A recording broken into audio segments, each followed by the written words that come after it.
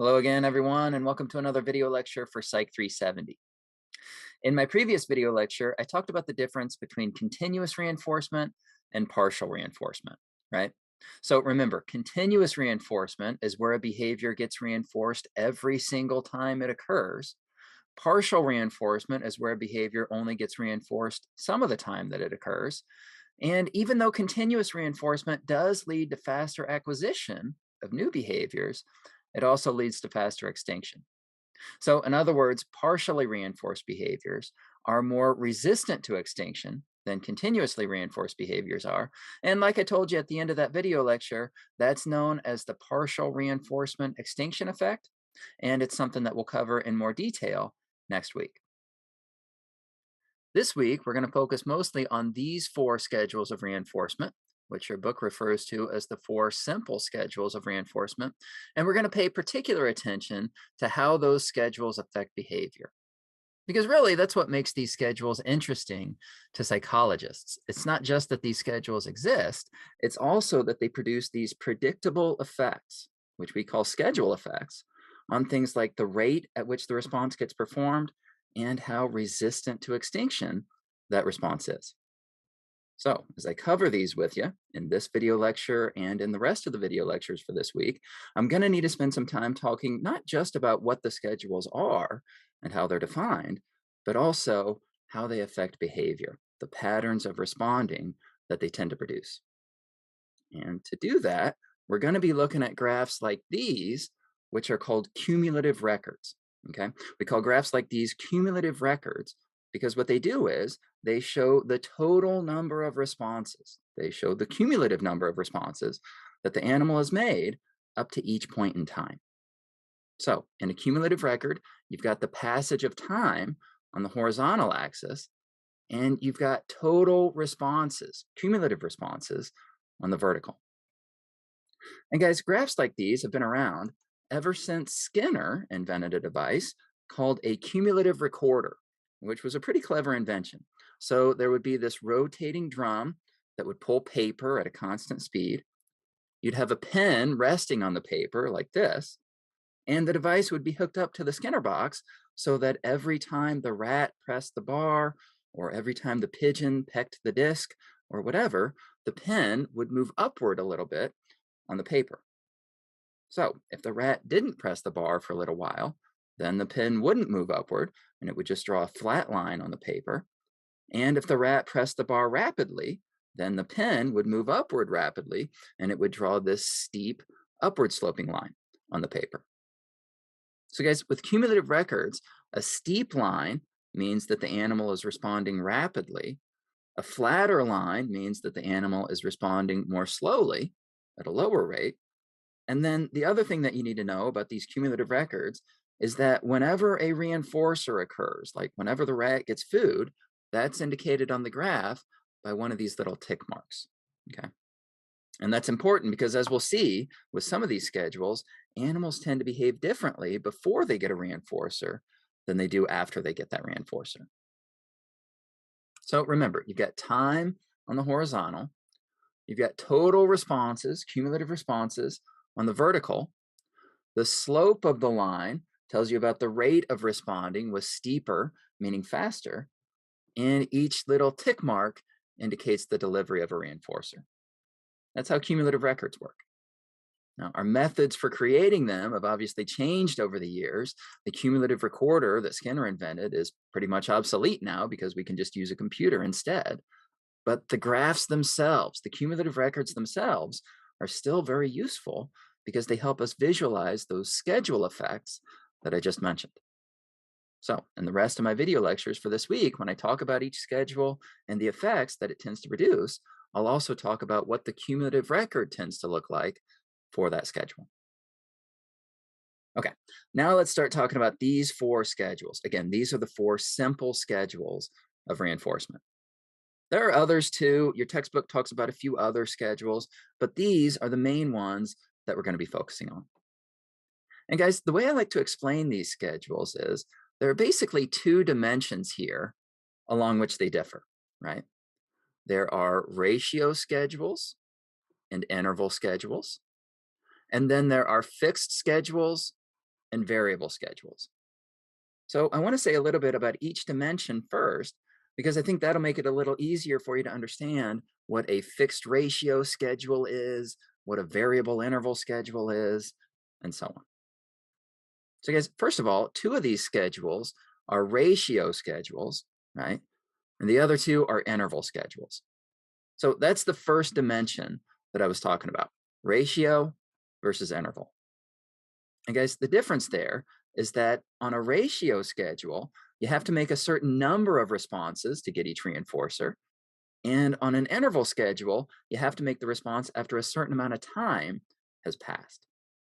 So with ratio schedules, think number, okay? On a ratio schedule, what matters is the number of responses that the animal makes, like the number of bar presses that a rat performs, the number of key pecks that a pigeon performs, or whatever. And with interval schedules, think time. So on an interval schedule, what matters is when the animal makes that response. Again, on an interval schedule, to get the reinforcer, you have to make that response after a certain amount of time has passed. Now, keep in mind though, on an interval schedule, you still have to make the response to get the reinforcer. So the reinforcer isn't just set to occur as soon as the interval ends. This is still operant conditioning, so you still have to do something to produce that reinforcer.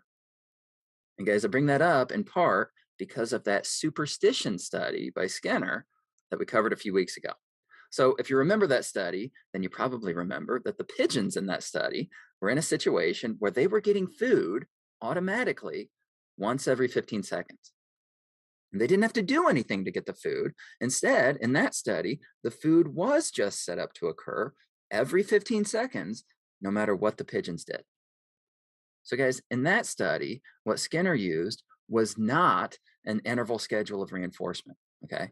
Rather, that kind of schedule is an example of what we'd call a fixed time or FT schedule.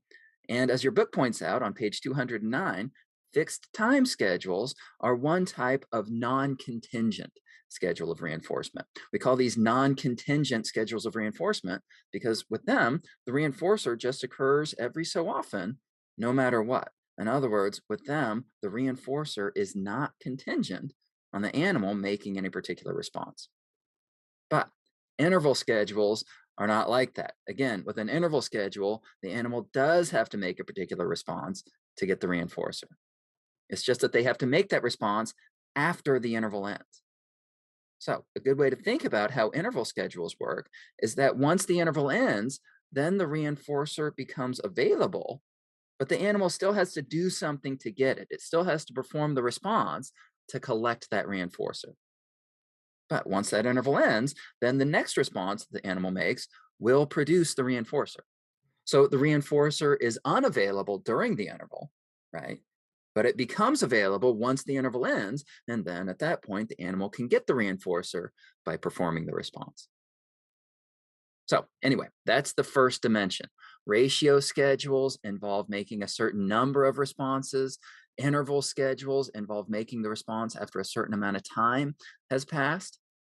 And then that number of responses or that amount of time can either stay the same from one reinforcer to the next, so it can remain fixed, or it can vary. It can be variable. So for example, if a rat is pressing a bar in a Skinner box, then we could set it up so that every fifth time it presses the bar, it gets food. Every fifth response produces that reinforcer. We could set it up that way. So that would be a ratio schedule because the rat has to make a certain number of responses to get the food. And it would be a fixed ratio schedule because that number of responses is always the same from one reinforcer to the next. So it's fixed, it's set in stone, it's always 5. Every fifth response produces food. And so the ratio of responses to reinforcers is always 5-1. That ratio is fixed at 5-1. And so it's a fixed ratio schedule of reinforcement. But instead, we could have varied that ratio, right? We could have made it so that a different number of responses was required for each reinforcer. So maybe for the first one, the rat only has to press the bar 3 times. Then for the next one, it has to press the bar 12 times. Maybe the next one only requires 8 bar presses. And so that would be a variable ratio schedule because we're varying the number of responses that the animal has to make for each reinforcer. Or we could have set it up so that instead, to get the food, the rat has to press the bar after, say, 10 seconds have elapsed. So we could have used a rule like that instead, right? We could have used a schedule of reinforcement like that instead. And so in a situation like that, the rat could press the bar all it wants to during the 10 seconds and nothing's going to happen, right? And again, it's not just going to automatically get the food at the end of the 10 seconds, but the first time it presses the bar after the 10 seconds are up, that response is going to produce the food. So that would be an interval schedule, right? Again, the food is unavailable during the interval, but it becomes available at the end of the interval. And guys, if that interval is always 10 seconds long, if we keep that sort of waiting period constant at 10 seconds for every reinforcer, then we're using a fixed interval schedule. But of course, we could vary it too. We could vary the length of the interval if we wanted to. Maybe it could be 10 seconds for the first one, then 6 seconds for the next one, maybe 15 seconds for the next one, and so on. And obviously, if we did that, then we'd be using a variable interval schedule. Okay?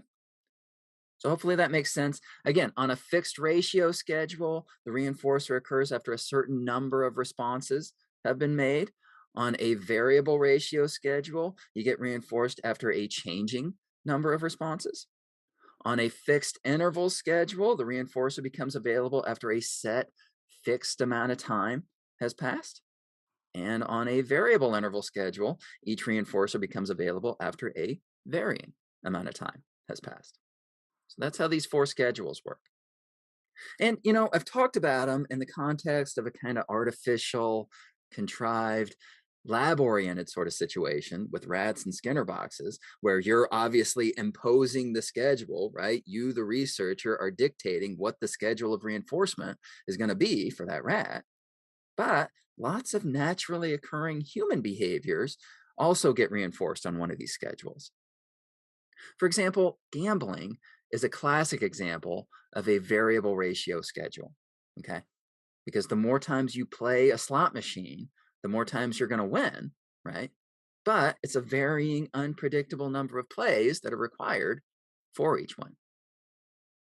Things like baking cookies and drying clothes are good examples of fixed interval schedules because you get this reinforcer like the cookies and it's becoming available after a set period of time has passed, right? But you've got to do something to get that reinforcer. For example, you got to take the cookies out of the oven. A coffee shop might offer its customers one free coffee after they buy a certain number of them first. So that would be a fixed ratio schedule because there's a fixed number of purchases that you have to make before you get the reinforcer of the free coffee. And then a good example of a variable interval schedule would be hunting because you've got to wait a varying, unpredictable amount of time, right, before something becomes available for you to shoot at. So anyway, guys, the point is, even though we usually study schedules of reinforcement in animals and in the tightly controlled conditions of a Skinner box, it does make sense to talk about schedules of reinforcement with human behavior too. Okay, well, please let me know if you have any questions about those 4 simple schedules of reinforcement. And please make sure that you check out the rest of the video lectures for this week too, in which I talk about each schedule in a bit more detail and how that schedule affects things like the rate at which the behavior gets performed and how resistant to extinction that behavior is. That's going to do it for this video lecture though, so I'll catch you next time. Take care, guys.